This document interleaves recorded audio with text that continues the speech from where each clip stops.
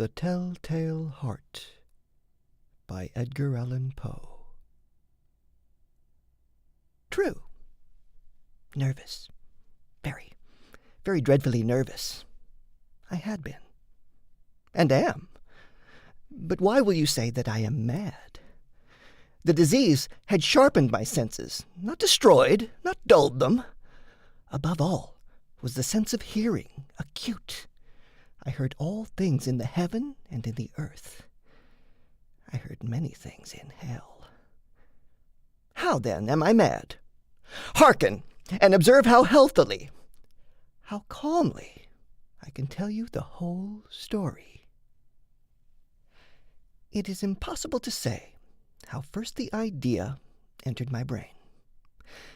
But once conceived, it haunted me day and night. Object there was none. Passion there was none. I loved the old man. He had never wronged me. He had never given me insult. For his gold I had no desire. I think it was his eye. Yes, it was this.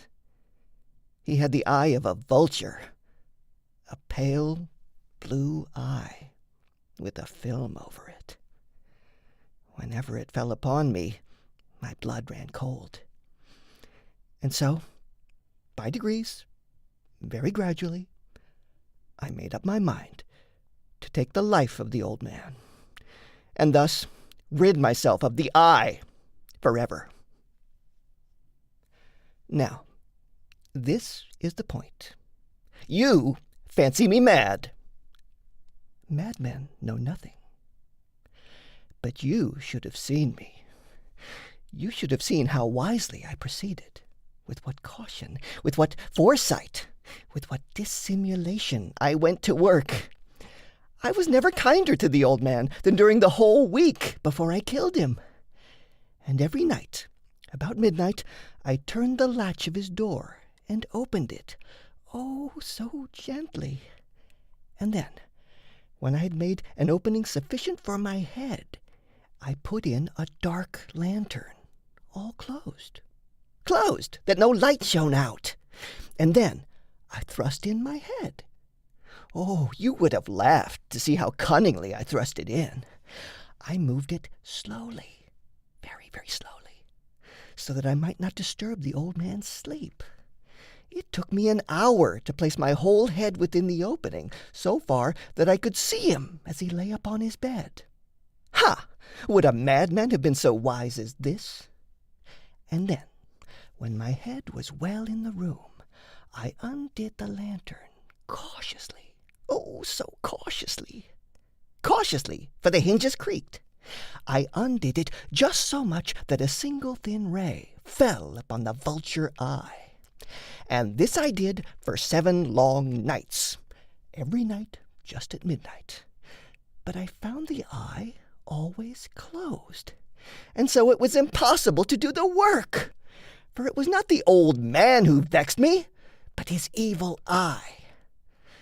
And every morning, when the day broke, I went boldly into the chamber and spoke courageously to him, calling him by name in a hearty tone, and inquiring how he has passed the night. So you see, he would have been a very profound old man indeed to suspect that every night, just at 12, I looked in upon him while he slept. Upon the 8th night, I was more than usually cautious in opening the door. A watch's minute hand moves more quickly than did mine. Never before that night had I felt the extent of my own powers, of my sagacity. I could scarcely contain my feelings of triumph to think that there I was, opening the door little by little, and he not even to dream of my secret deeds or thoughts. I fairly chuckled at the idea. And perhaps he heard me, for he moved on the bed suddenly, as if startled. Now, you may think that I drew back, but no. His room was as black as pitch with the thick darkness, for the shutters were close fastened through fear of robbers. And so I knew that he could not see the opening of the door, and I kept pushing it on, steadily, steadily. I had my head in, and was about to open the lantern, when my thumb slipped upon the tin fastening, and the old man sprang up in bed, crying out, "Who's there?" I kept quite still and said nothing. For a whole hour I did not move a muscle, and in the meantime I did not hear him lie down. He was still sitting up in the bed listening, just as I have done, night after night, hearkening to the death watches in the wall. Presently I heard a slight groan, and I knew it was the groan of mortal terror. It was not a groan of pain or of grief. Oh, no. It was the low, stifled sound that arises from the bottom of the soul when overcharged with awe. I knew the sound well. Many a night, just at midnight, when all the world slept, it has welled up from my own bosom, deepening with its dreadful echo the terrors that distracted me. I say I knew it well. I knew what the old man felt, and pitied him, although I chuckled at heart. I knew that he had been lying awake ever since the first slight noise, when he had turned in the bed. His fears had been ever since growing upon him.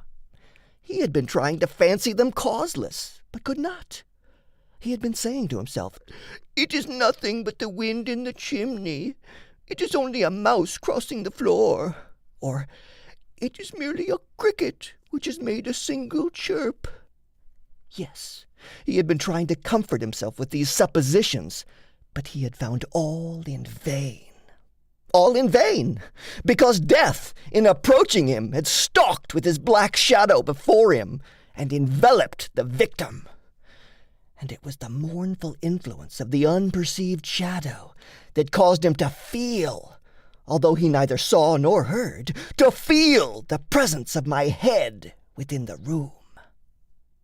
When I had waited a long time, very patiently, without hearing him lie down, I resolved to open a very, very little crevice in the lantern. So I opened it. You cannot imagine how stealthily, until at length a simple, dim ray, like the thread of the spider, shot from out the crevice and fell full upon the vulture eye. It was open, wide, wide open, and I grew furious as I gazed upon it. I saw it with perfect distinctness, all a dull blue, with a hideous veil over it that chilled the very marrow in my bones. But I could see nothing else of the old man's face or person, for I had directed the ray, as if by instinct, precisely upon the damned spot. And have I not told you that what you mistake for madness is but over-acuteness of the sense? Now I say, there came to my ears a low, dull, quick sound, such as a watch makes when enveloped in cotton. I knew that sound well, too. It was the beating of the old man's heart. It increased my fury, as the beating of a drum stimulates the soldier into courage. But even yet I refrained and kept still. I scarcely breathed. I held the lantern motionless. I tried how steadily I could maintain the ray upon the eye. Meantime, the hellish tattoo of the heart increased. It grew quicker and quicker, and louder every instant. The old man's terror must have been extreme. It grew louder, I say louder, every moment. Do you mark me well? I have told you that I am nervous. So I am. And now, at the dead hour of the night, amid the dreadful silence of that old house, so strange a noise as this excited me to uncontrollable terror. Yet, for some minutes longer, I refrained and stood still. But the beating grew louder. I thought the heart must burst. And now, a new anxiety seized me. The sound would be heard by a neighbor. The old man's hour had come. With a loud yell, I threw open the lantern and leaped into the room. He shrieked once only. In an instant, I dragged him to the floor and pulled the heavy bed over him. I then smiled gaily to find the deed so far done. But for many minutes, the heart beat on with a muffled sound. This, however, did not vex me. It would not be heard through the wall. At length, it ceased. The old man was dead. I removed the bed and examined the corpse. Yes, he was stone dead. I placed my hand upon the heart and held it there many minutes. There was no pulsation. He was stone dead. His eye would trouble me no more. If still you think me mad, you will think so no longer when I describe the wise precautions I took for the concealment of the body. The night waned, and I worked hastily, but in silence. First of all, I dismembered the corpse. I cut off the head and the arms and the legs. I then took up 3 planks from the flooring of the chamber and deposited all between the scantlings. I then replaced the boards so cleverly, so cunningly, that no human eye, not even his, could have detected anything wrong. There was nothing to wash out, no stain of any kind, no blood spot whatever. I had been too wary for that. A tub had caught all. When I had made an end of these labors, it was 4 o'clock, still dark as midnight. As the bell sounded the hour, there came a knocking at the street door. I went down to open it with a light heart, for what had I now to fear? There entered 3 men, who introduced themselves with perfect suavity as officers of the police. A shriek had been heard by a neighbor during the night. Suspicion of foul play had been aroused. Information had been lodged at the police office, and they, the officers, had been deputed to search the premises. I smiled, for what had I to fear? I bade the gentleman welcome.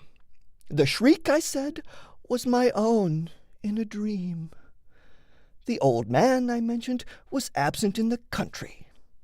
I took my visitors all over the house. I bade them search well. I led them at length to his chamber.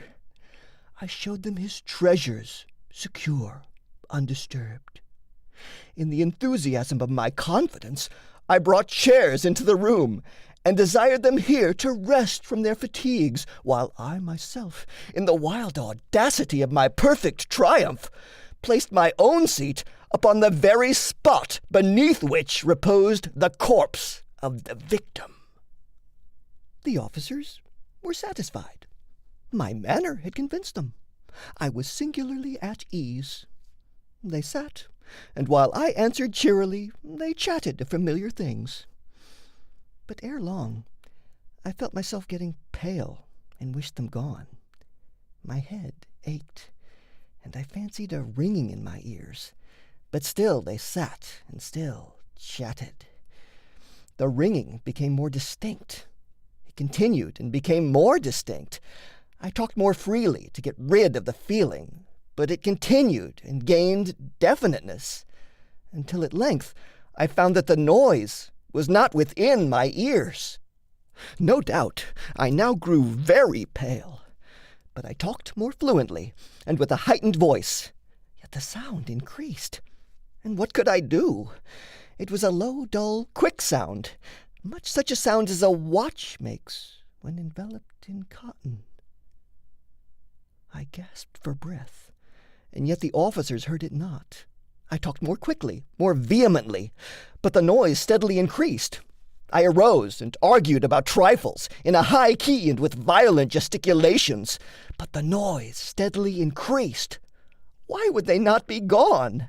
I paced the floor to and fro with heavy strides, as if excited to fury by the observations of the men.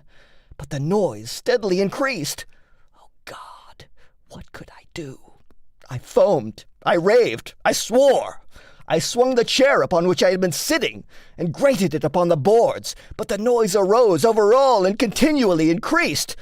It grew louder, louder, louder, and still the men chatted pleasantly and smiled. Was it possible they heard not? Almighty God, no, no. They heard, they suspected, they knew. They were making a mockery of my horror. This I thought, and this I think. But anything was better than this agony. Anything was more tolerable than this derision. I could bear those hypocritical smiles no longer. I felt that I must scream or die.